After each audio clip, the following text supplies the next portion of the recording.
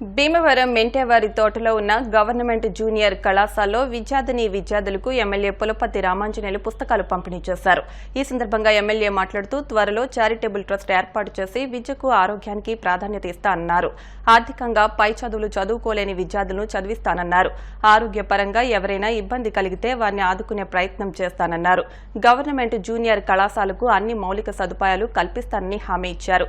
కార్యక్రమంలో DIEO K Nageswara Rao, college principal M Narasimha Murthy, AMC మాజీ chairman Kolla Nageswara Rao, Janasena పట్టణ అధ్యక్షులు చెనమల్ల చంద్రశేఖర్, కారుమూరి సత్యనారాయణ, బొబిలిశెట్టి రామకృష్ణ తదితరులు పాల్గొన్నారు.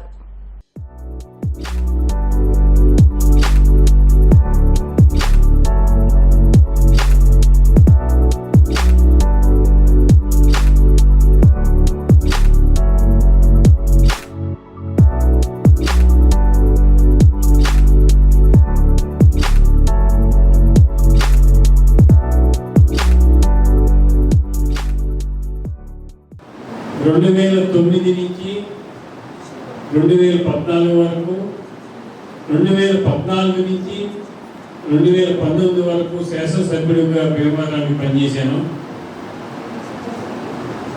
అప్పుడు కూటమిలో కస్తూరిపై జూనియర్ కళాశాల ఉంది, అది కోర్టులో ఉంది, అది శిథిలావస్థలో ఉంది. పిల్లలు చాలా ఇబ్బంది పడుతున్నారని నా దగ్గరకు వచ్చేవారు. వెంటనే ఆ కోర్టు సమస్య తేలదు, వేరే సైట్ చూడాలంటే దాతలు ఇక్కడ ఇస్తే నా టైంలోనే ఈ భవనం నిర్మించడం జరిగింది. మన ఆలోచన ఎలా ఉంటుందంటే విద్య వలనే అభివృద్ధి అనేది సాధ్యమవుతుంది.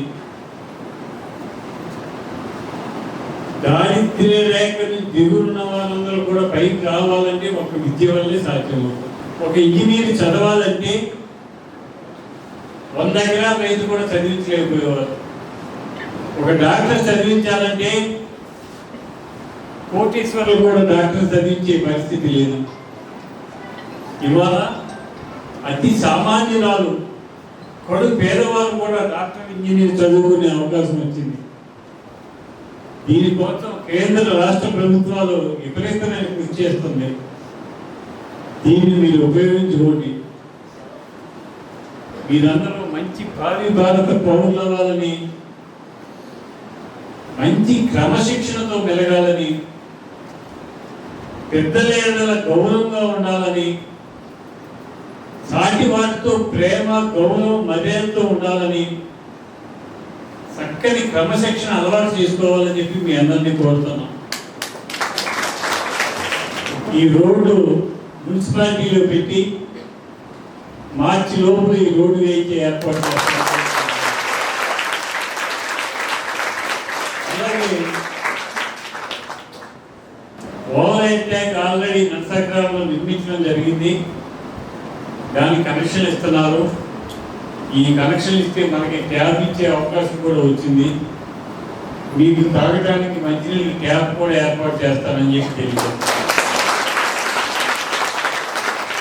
ఇంకొక ముఖ్య విషయం ఏమిటంటే త్వరలో నేను ఒక చారిటబుల్ ట్రస్ట్ ఏర్పాటు చేస్తున్నాను. దానిలో విద్య, ఆరోగ్యానికి ప్రయారిటీ ఇస్తాను. మీలో బాగా చదువుకుని మంచి మార్కులు వచ్చి పై చదువు చదవడానికి ఇబ్బందిగా ఉంటే మీ కుటుంబానికి వారు మా దగ్గరకు వస్తే వాళ్ళకి మేమే ఫీజులు కట్టి వాళ్ళ పై చదువులు చదివిస్తాము. అలాగే ఒక పేద కుటుంబం నుంచి అనారోగ్యం వల్ల తీవ్రంగా నష్టపోయి ఆ కుటుంబం బతకలేని స్థితిలో ఉంటే ఆ కుటుంబానికి ట్రస్ట్ నుంచి ఆర్థిక సాయం చేసే ఆలోచన చేస్తున్నాం. మీలో ఎవరు కూడా దారిద్ర్యం వలన నా చదువు ఆగిపోయిందనే ఆలోచన రావడానికి వీల్లేదు. మీ అందరికీ నేనున్నాను. మీరందరూ రాబోయే తరానికి చాలా మార్గదర్శకులు అవ్వాలి. ఆ మార్గదర్శకులు అయ్యే క్రమంలో కొంతమంది వ్యక్తులను మీరు ఆదర్శంగా తీసుకోవాలి. దానిలో భీమవరం నియోజకవర్గాన్ని మరి శాసనసభ్యులు రంజిబాబు గారు ఆయన మనస్తత్వాన్ని, ఆయన పనితనాన్ని, ఆయన ప్రజలకు ఏ విధంగా ఉపయోగపడే విధానాన్ని మీరు ఒకసారి, ఎందుకంటే మీరు అందరూ విద్యార్థులు కాబట్టి స్టూడెంట్స్ ఈ విషయం చెబుతున్నాను. ఇది మరి 2 టౌన్లో కస్తూరిబా జూనియర్ కాలేజీగా ఉండగా అక్కడ స్థల వివాదాలు వచ్చినప్పుడు అక్కడ చాలా మంది దాతలు అందరూ వచ్చారు.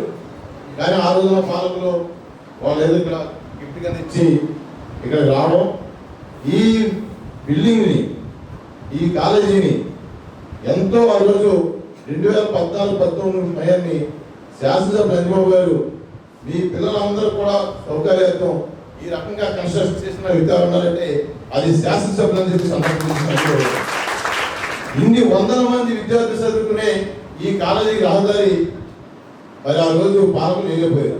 కానీ సొంతంగా కట్టుకున్న ఇంటికి వాటికి ఎలక్షన్ అయిపోయాక సొంతంగా దారి వేసుకున్నారంటే వాళ్ళందరి కోసం కూడా మీరు విద్యార్థులు చెప్పాలి.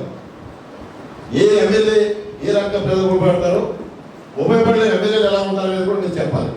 అది కూడా పిల్లలకు చెప్తే రాబోయే రోజుల్లో కూడా వాళ్ళు కూడా నాయకులను ఆదర్శంగా తీసుకునేది కూడా నేను ఈ సందర్భం మీ నేషనల్ అందరూ కోరుతున్నాను.